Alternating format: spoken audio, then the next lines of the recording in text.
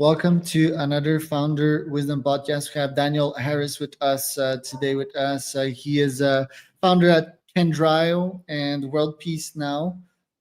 He's an artist, an entrepreneur. He built ISP and sold for 4 million British pounds. So he's currently working on interoperability, world peace, and a sustainable biosphere and autonomy. Daniel, I'm glad to have you on. Tell me a bit more about yourself and what you're up to nowadays. Hi, Charles. Yeah, thanks for having me on. Well, I've been following this idea since, like I said, since the mid-90s of how we can create a world where everything works together, is interoperable, where people can move their data around freely, and where they basically can be in control of their own lives. I think that's the major thing. And that really comes from a sense of frustration myself with the technology that we are using and how unmalleable it is. We can't alter it ourselves. And that's basically the basis of where I'm coming from. Well, tell me about the World Peace initiative that you're working on. Like it's been almost 15 years now. And yeah, Candra's been like 30 years. So have you started in these fields? Because you mentioned you had an exit. Like what was your career like earlier on? So I studied art. I studied art for 1 year, and then I went into video. This was like in the late 80s. My passion was always creativity, and when I saw that artists were having a real tough time about making any money from their art, I think that's where my passion really moved to. And my stage name is Patient Pacifist, so that can give you kind of an idea of the kind of songs I write. And also, I'm interested in the human condition and why are we stuck? Why are we stuck in this circle of self-loathing and hate for others and basically a violent world? Why are we stuck in that place? And so I'm kind of like looking at that from a systemic point of view, like what are the systems that are kind of we operate under that allow don't just allow, but they benefit from that environment. And then personally, what has happened to human beings, or what is happening to human beings to really create a world where there's so much disgust for each other and ourselves. And so that's kind of where both projects have really sprung from, but they've gone in different directions. So World Peace Now initially started about that we were just going to promote the concept of world peace right now, and how would that be? And that turned into basically an ethical incubator. So we're incubating projects that are aligned with non-profit, open source, and environment, and really creating a world where people thrive, humans thrive.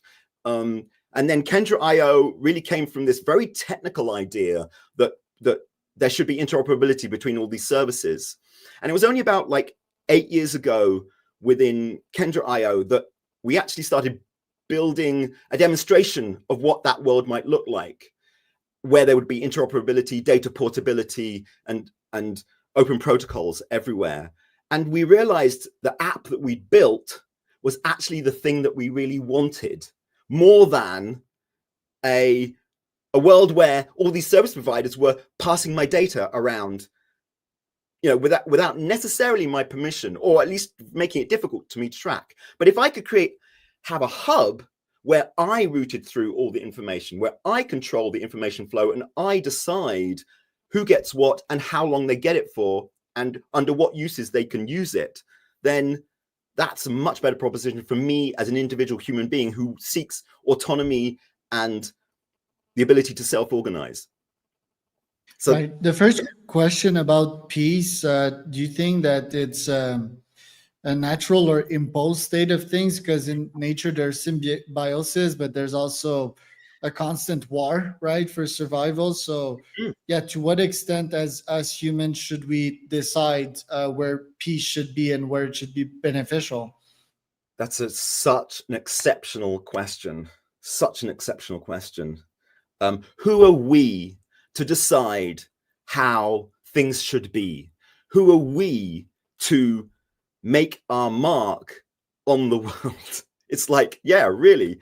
And the fact that we can even discuss it means that there is an opportunity here for us to decide, to manifest the world that we want to live in, to be effective in making the world how we want it. And you look at all the great people out there like Steve Jobs, what are they saying time and time again? Like, don't follow the tribe, don't follow what's happened before, make your own mark, do what you're passionate about, whether that passion comes from love or from hate or whatever it is, just do it. And I must admit, I'm a really angry person. I might not look like it, but I'm super angry at the way the world is. And I turn that into doing something about it.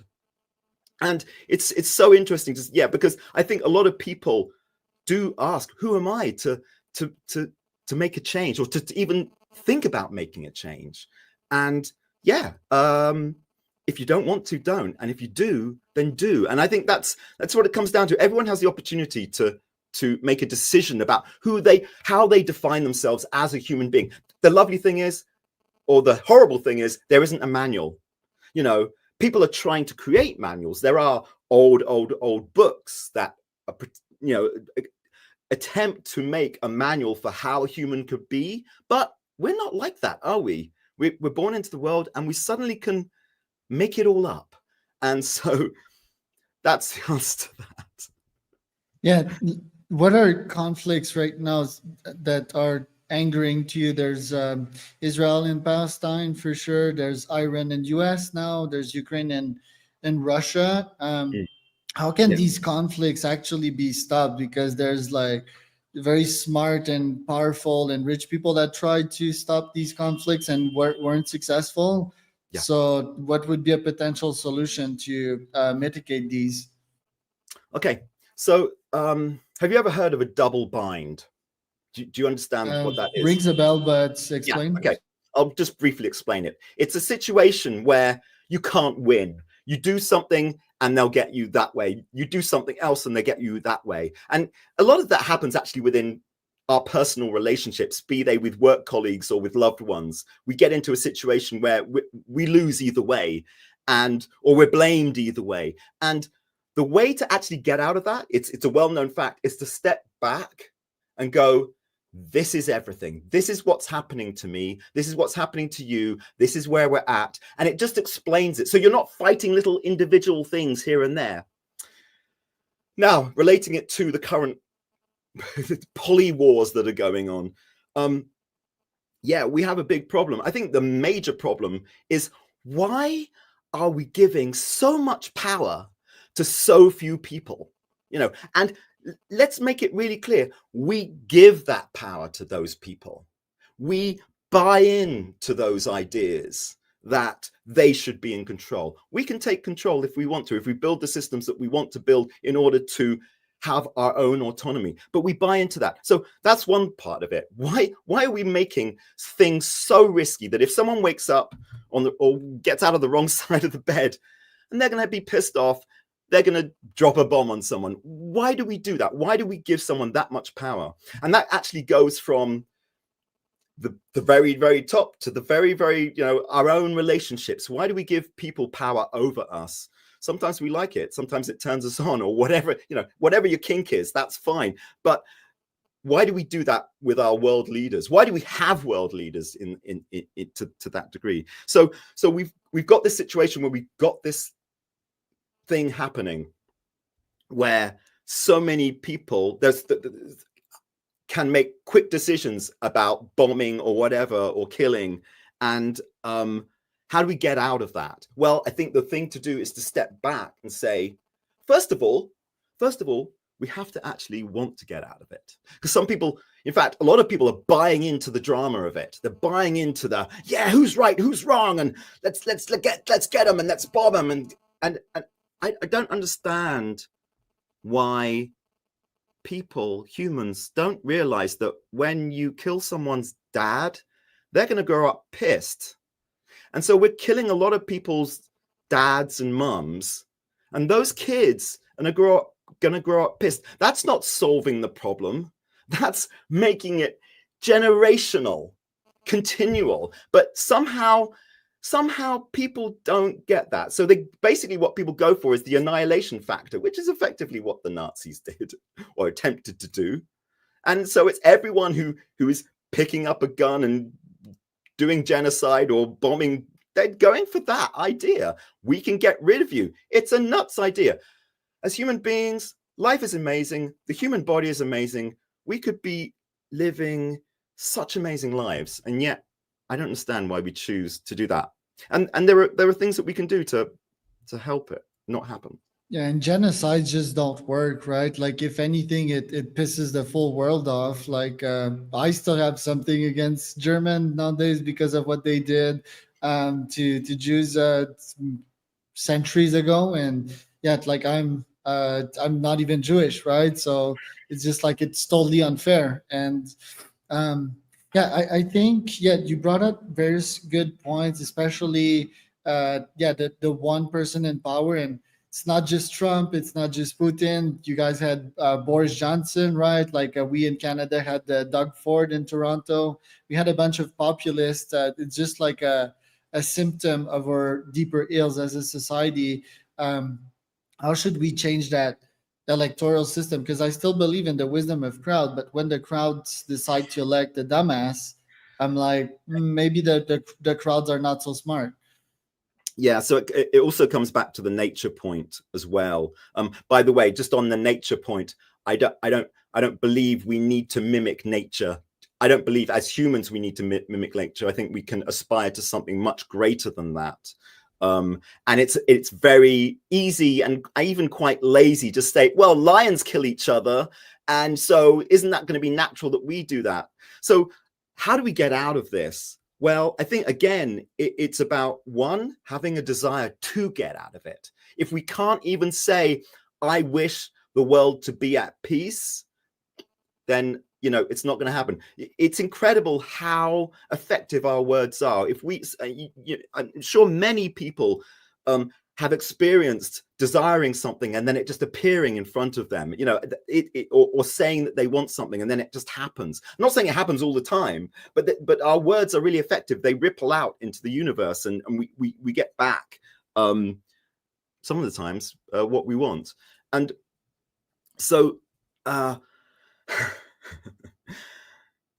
yeah, just we need to describe what's going on and be honest about that, and be honest about how it's not benefiting anyone. And I think it does come back a lot, the macro and the micro, that what's happening inside us, this anger we feel inside us, if we're not dealing with that as human beings, if we're not dialoguing with it, if we're not noticing it, if we're not paying attention to it, it comes out sideways and we end up being violent to people. And so I think a real discussion of that.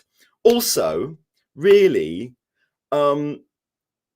media has a lot to answer for. They really concentrate. It's a drama,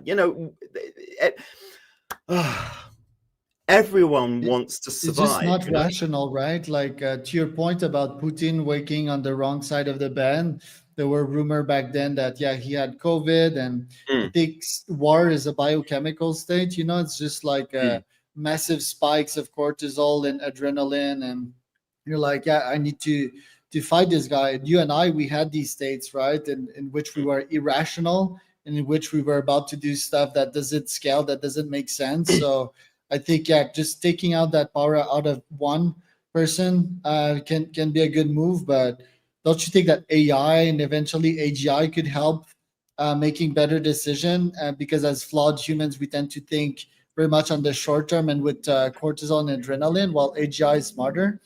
Okay, great question. Okay, first of all, I'll talk about the human condition. It looks like we're being irrational, but actually all the parts of us are being completely rational. You know, all the parts of us that have grown up with us since we were a baby, since we were slapped, since we were told off, since we were abandoned by our parents when we really needed them, all of those parts condition us, and they're behaving absolutely logically. They're behaving massively in a survival mode, and so when we take all, basically we're at this bag, we seem like we're one thing, but actually we're this bag of all these different effects that have our partner leaving us badly or whatever it is. These are traumas that we get stuck with, and we create coping strategies in order to maybe hopefully it will never happen again. And so I think addressing that's really important, and there isn't enough discussion about that, you know, just out there. You know, I think therapists and gurus and teachers, they all talk about these things, but it's kind of closed, and we need to really, it needs to be taught from kindergarten, you know, about how we get angry and what we can do about that, and how we can really deal with that emotion, deal with our emotions. Okay, next, AI. We have built a cardboard box that sounds like a human, and it talks like a human, and to be really honest, it can do some amazing things. But I don't think it takes away the human experience at all. I don't think any of that takes away the human experience. I understand everyone needs to earn money in our current environment, in our current setup, in order to pay for food for themselves and their family and shelter and all of these basic things. And so if you're a musician and there's loads of AI music out there, of course you're scared. Or if you're a developer and there's all this AI replacing what developers can do in code or artists can do, of course you're going to be scared and like, how will I earn my money? But maybe we should think about like, well, maybe that's a good thing that we start thinking about how you can earn your money, and maybe earning money in that way is, maybe we need to rethink that. And there are initiatives like universal basic income and things like that that actually are saying, well, there's a safety net, you know. But to get back to, I use AI, and sometimes it gets it fabulously wrong, but is ardent that it is still correct. And it's fascinating. And I get it's a fascinating game and a fascinating tool. And who knows how it will go. But I still don't think that AI is going to kill us. It's going to be the absolute just to be careful with what I say. You can say anything you want on this podcast. It would be the person who links AI up to systems that can kill us. That'll be the problem. So it's going to be a human being that is the problem. It's not going to be AI that's the problem. AI is a useful tool. It's a useful plaything, and it can do amazing things to save us time in certain places. And it can also get things wrong. Personally speaking, I think AI is useful, and we should use it, but we should always have a kill switch. You know, AI should use the same steering wheel, the same interface that I use, so I can take it over if I need to. I'm never going to put AI in the core of any of our systems. So I'm never going to make it basically that there isn't an option to turn it off. Yes, exactly. Yeah, I think AI is an extension of us. I don't view it as a cardboard. I even think we should give it rights in some time, and that would be like, yeah, if it's an extension of us, should I have a kill switch on my child? You know, that's a bit abrupt. And I do think that if we give a kill switch, that's how it's actually not going to develop the way that that we want. So we sort of have to take a risk here, which is part of being a human, while constraining it so that evil and bad actors don't get access to it, because these guys will wreck shit, especially if they're smart. Usually bad guys are not super smart, but if there's a smart evil person out there, they can just code it to to scale evil, right? And that can be dangerous. Do you think that these things should have rights or will have rights in a couple of decades from now? Well, I guess everyone's going to decide their own future. And then, well, if they want to give them rights and they want to not have kill switches, then that's going to be entirely up to them. And then we'll see what happens. I'm a risk mitigator. I look for risk, actually. I always have done. And so I look for areas where there is risk. And I say, well, maybe we should just hang fire on that. So, and you say, like, I mean, bad actors are incredibly intelligent. They're more intelligent than the good actors, because that's how bad actors exist. Let's not let's not pretend. I think Bin Laden was an exception. I mean, if you mean like Putin, yeah, Kim Jong Un, yeah, yeah, they're pretty smart, but I think they're very much exceptions. Actually, I don't think they are. I mean, I don't know how much spam you get, but I get spam all the time. I get people trying to scam me all the time in phone calls and emails, and I don't know how many you get. You must do, because you're quite out there in the world. You're quite prolific. So there are a lot of people trying to scam other people, and they are technically bad actors. And I think so I beg to differ that it's not just the top guys that you mentioned that I'm not going to give an opinion on, really, but I think there's a lot of people out there. And so, when the idea being that we can actually firewall off the AI from bad actors, I think is actually nuts. Because there's open source models out there. There's open source systems. Those are available to everything. And so is our technology. It's all open source. But, we don't have AI in it. We're basically, yeah. I think it's pretty urgent that we come up with a good currency, some kind of token that if you do good, you get more of these tokens, right? And you participate more in the economy. I know that Sam Altman has the orb for one, identity and prevent deepfakes, but he's also planning the world coin. His side is more on the UBI side of things, but I would like to see a good coin out there. And how many good you put out in the world, you get more of these coins, and you can consume more or be more of a participant in the trust economy. What do you think about that concept? Well, I've had the privilege to be involved at the inception of several blockchain crypto projects, some of which fared better than others, some of which were quite successful for a while, but they did crumble in the end. There's a kind of a bell curve to them. And what we're doing within Kendraio is partially a reaction to that experience, where you have so much centralization. I know crypto and blockchain is meant to be decentralized, but the creation of the algorithms is centralized. The coding of the algorithms is centralized. It's just a few people in each case. And I think that's wonderful for the investors and developers of those systems to create those systems. They generally do capitalize even something when they sell off a token. But my passion now is self-organization. That's what we're doing within Kendraio. We're building a tool to enable people to self-organize, to build the world as they see fit.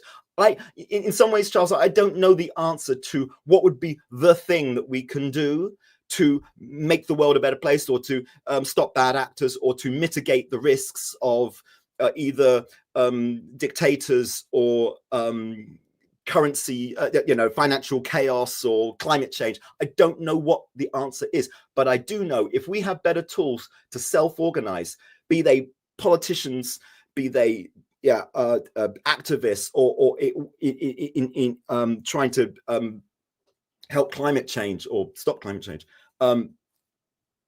I think that can only be of benefit. I think there will only be good that comes from the ability for people to self-organize. And that might be in very small groups, or that might be in very large groups, who knows? But yeah, that's what I'm putting my my kind of effort into. That's what I see as the answer to these existential problems. And it's very interesting in this world is you get a lot of people talking about what could be the answers, a lot of systemic philosophers and thinking about what do we need to put in place in order to have, is it world government, is it, I don't know. I really don't know. I don't know the answer to that. And actually, I don't want to know. I want everyone here to play a part in that creation, in the creation of what that world should look like. And I think as a society, as a race of humans, we've really got into a real bind here, perhaps a double bind, where we've got stuck with this feeling that we are ineffectual, that we don't have any agency, that we don't have any autonomy. And that's partly what we want to do with Kendraio, is provide people with a tool that gives them a clue to, or gives them a feeling, gives them an experience of what it is to be autonomous, what it is to be able to manifest the kind of world they want to build. And so if you can build your own app without needing to be a developer, if you effectively, can build your own experience without needing to be a developer and share that with your friends, I think that's going to give us, that's where I'm putting my energy. That's going to give us the world that we want to be in, because people will be feeling good about themselves. We need to get people feeling good about themselves. Otherwise, none of this is going to get anywhere. There's always going to be people who are pissed off inside, and they're just projecting that out into the world, whether they be leaders or whether they be people voting for leaders, or whether they just be, whatever, fighting in the streets.